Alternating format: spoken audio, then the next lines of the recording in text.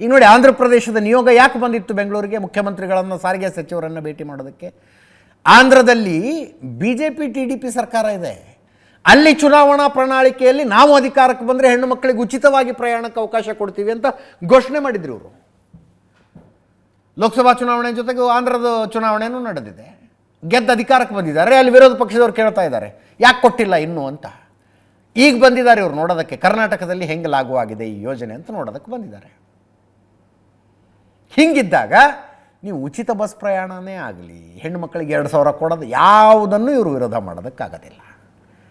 ಇದರ ಬಗ್ಗೆ ಕ್ರಿಟಿಕಲ್ ಆಗಿ ಮಾತಾಡಿದ್ರೆ ನಾವು ಮಾತಾಡಬೇಕಷ್ಟೇ. ವೆಲ್ಫೇರ್ ಸ್ಕೀಮ್ಗಳನ್ನು ಯಾರೂ ವಿರೋಧ ಮಾಡ್ತಾ ಇಲ್ಲ ಈ ದೇಶದಲ್ಲಿ.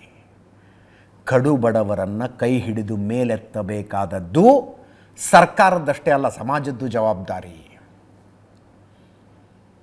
ಕಡು ಬಡವರನ್ನು ಕೈ ಹಿಡಿದು ಮೇಲೆತ್ತಬೇಕಾದದ್ದು ಸಮಾಜದ, ಸರ್ಕಾರದ ಜವಾಬ್ದಾರಿ. ಹಂಗೆ ನಂದಲ್ಲ ನಮ್ಮ ಅಪ್ಪಂದಲ್ಲ ಅನ್ನೋ ಥರ ಹಂಚ್ಕೊಂಡು ಹೋಗ್ಬಿಟ್ರೆ ಸಮಸ್ಯೆಗಳು ಈಗ ನಥಿಂಗ್ ಕಮ್ಸ್ ಫ್ರೀ ರೀ. ಯಾವುದೂ ಫ್ರೀಯಾಗಿ ಬರೋದಿಲ್ಲ, ತಿಳ್ಕೊಂಬಿಡಿ. ನನಗೇನಾದ್ರು ಫ್ರೀಯಾಗಿ ಬಂದಿದೆ ಅಂದರೆ ಇನ್ಯಾರೋದು ಕೊಟ್ಟಿದ್ದಾರೆ ಅಂತ ಅರ್ಥ. ಈಗ ಕೊಟ್ಟಿಲ್ಲ ಅಂದರೆ ಇನ್ನೊಂದು ಸ್ವಲ್ಪ ದಿವಸ ಬಿಟ್ಟು ಬಡ್ಡಿ ಸಮೇತ ಕೊಡಬೇಕಾಗತ್ತೆ ಅದಕ್ಕೆ. ನಥಿಂಗ್ ಈಸ್ ಫ್ರೀ ಈ ಪ್ರಪಂಚದಲ್ಲಿ.